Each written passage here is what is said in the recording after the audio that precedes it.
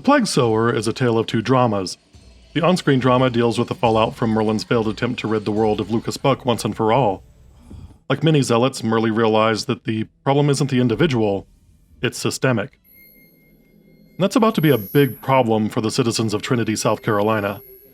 The off-screen drama is that this is a turning point for the show in terms of network interference and a push toward the end of the road for the series.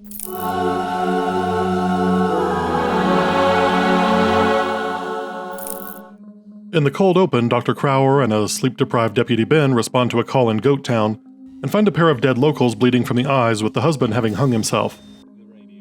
Deputy Ben being hesitant to enter on a call is a nice callback to resurrect her. A public domestic abuse incident gets interrupted when the abuser falls victim to some sort of ear-ringing blood disease. It's not just limited to domestic abusers. A.E. Tippett, the owner of the local hardware store, approaches Lucas, telling him he's having invasive thoughts about blood and gore. Lucas offers to help out. For a price, of course.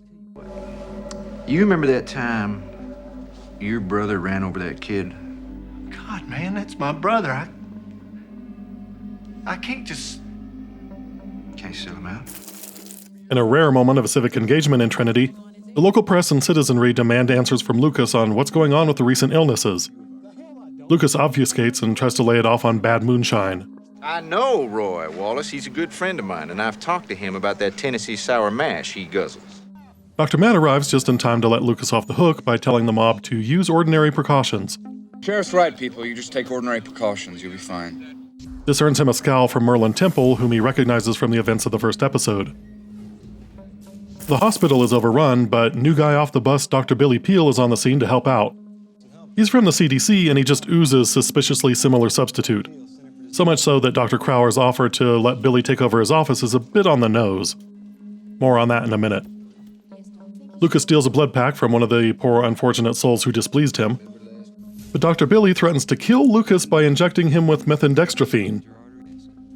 Lucas tries to big-time Billy, but Billy one-ups him by telling him he works for the government. You are Sheriff of Trinity. Billy Peele, Center for Disease Control, United States Government. He even threatens to take Lucas's blood to replace any that Lucas steals from him. Lucas is at a loss. With that, Dr. Billy Peele becomes American Gothic's Poochie the dog in one scene. The Kung Fu hippie from Gangsta City. I'm a rapping surfer, you the fool I pity. Newly designated beta male Dr. Crower brings Dr. Billy up to speed on Trinity, and they work the problem together with Dr. Peele running through all of the scientific explanations and Dr. Crower, who has lived in Trinity a bit too long, slipping into religion and superstition. This dynamic could have been really fun if they had been allowed to explore it further, but they never got that chance. Unfortunately, they're interrupted by an extra who looks like Jared Leto method acting as Nicolas Cage. He pounds on the window and writes the word repent in his own blood. This is the second time Dr. Crower has been given the message. Caleb teases Lucas about wanting to see Gail, but Lucas is just there to drop off gloves and a mask. You know, common sense items you'd want to be wearing if you were stuck in the middle of an epidemic. But then again, Lucas is evil, so maybe he just wants his own son to suffocate on his own CO2 emissions. Merlyn appears to Tippett to plead with him to lock Lucas out of his mind and soul, but Tippett obsessively overbrushes his teeth to drown out the voices. Fortunately, Dr. Peele was in the neighborhood, because of course he was. At the Holt house, Dr. Matt is getting snappish and squirrely, making Caleb drink home remedies and highlighting, well, all of the Bible, really. The particular passage we're shown is 1 Samuel 26, which describes David sparing Saul, Saul seeing the error of his ways, and repenting. Gail confronts Lucas about covering up the outbreak and the local paper's complicity in said cover-up. Lucas compares journalists to prostitutes and changes the subject to more sexual matters. But Deputy Ben interrupts with a call from the Holt house. Dr. Matt has gone off the deep end, menacing Caleb and shouting a cacophony of Bible verses and bromides about guilt and redemption. Plague on both your houses! Tongues of fire! Rivers of blood! Lucas intervenes and Matt leaves willingly. Dr. Matt is confined to a rubber room while Dr. Peele and Lucas discuss Lucas's thirst for power and how it relates to the plague. Billy compares Lucas to a Rwandan warlord he knew who held up medical supplies until he got his cut, even going so far as to let people die. Somewhat prophetically, Billy tells Lucas that it was his own men that ran the warlord down. Selena hasn't had much to do in this episode, so she pops in to flirt with Dr. Billy, because of course she does. Then, in one of the series' most infamous scenes, Gail finally comes to Sheriff Buck to fulfill their agreement from Ring of Fire. don't want your soul. I decide what I give and when. This is an uncomfortable scene for a lot of the fandom because there are questions over just how much agency Gail has at this point. Lucas has repeatedly brought up the concept of the illusion of free will. You made me. So nobody makes anybody do anything they don't want to do in the first place. And we've seen that Lucas isn't exactly shy about violating a woman's consent. But there's also a bit of a backstory that was written but never made it to the screen. Information that could have lent this scene context. In the script for the pilot episode, Lucas is written to be slightly more menacing and less charming. That seems to be an addition from Gary Cole. You're late. And up until now, you were still on my good side. But one of the changes from script to screen was the deletion of a scene where Lucas sees Gail for the first time and he looks like he's seen a ghost. And while the final shot of the pilot is Lucas screaming for Caleb to come back, in the script the final shot is of an old Gothic painting of a wedding of two people who are doubles of Lucas and Gail. It's clear that the original intention of the show was to cast Gail and Lucas as a sort of star-crossed couple reminiscent of Dracula and Mina in Francis Ford Coppola's version of Dracula. But that didn't happen. Instead, Gail just kinda succumbs to hate sex for no good reason. Dissatisfied with the speed of the town's willingness to repent, Merlyn becomes the third angel of Revelation 16 and turns the water to blood. Gail falls victim to the plague, forcing Lucas and Billy to team up to save her. Of course, their team consists mostly of bickering power plays. Or you'll what? I'll think of something. Billy has the last word, naturally, because he's a skateboarding kung fu hippie superdog. Well, then you'll owe me. Selena catches Billy on his way home and warns him not to go up against Lucas or bad things will happen.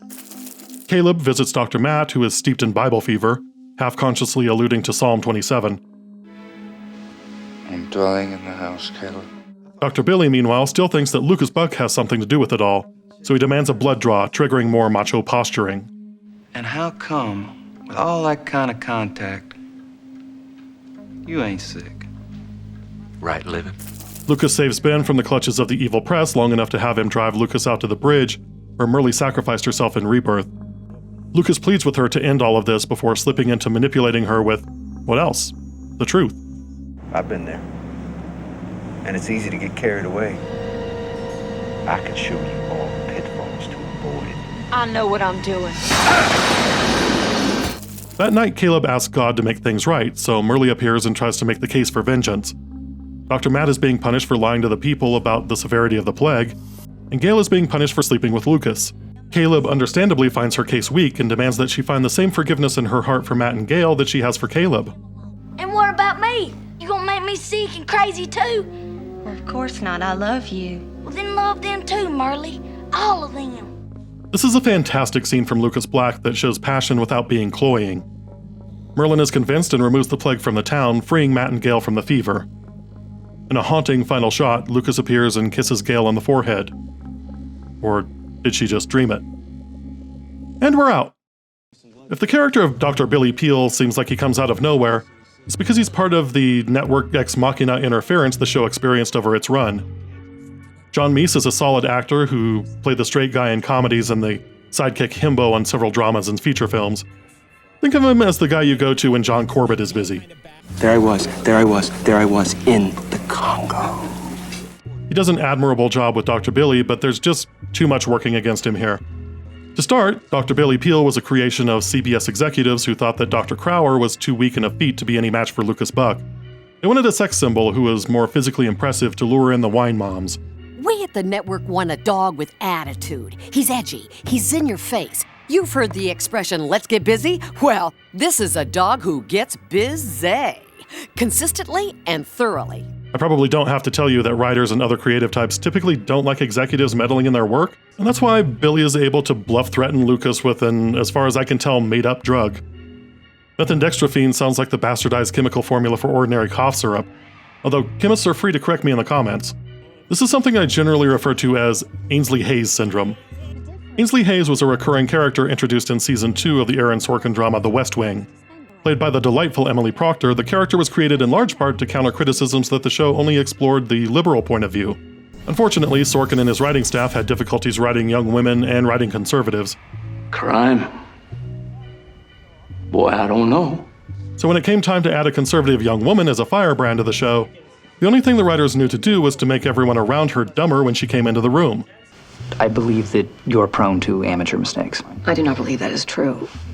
And I do not believe that exercise is going to make me any healthier. But I didn't go to medical school. You did. You say so, and I go to the gym. A lot of these are not voluntary statements, not by any definition given by any civilian court in this country. It is not a voluntary statement when it's given to a psychotherapist, as in the case of former Marine Corporal David Blessing. 40% of the teachers in Kirkwood, Oregon, report not having sufficient textbooks for their students. Textbooks are important, and for no other reason than they'd accurately place the town of Kirkwood in California and not Oregon.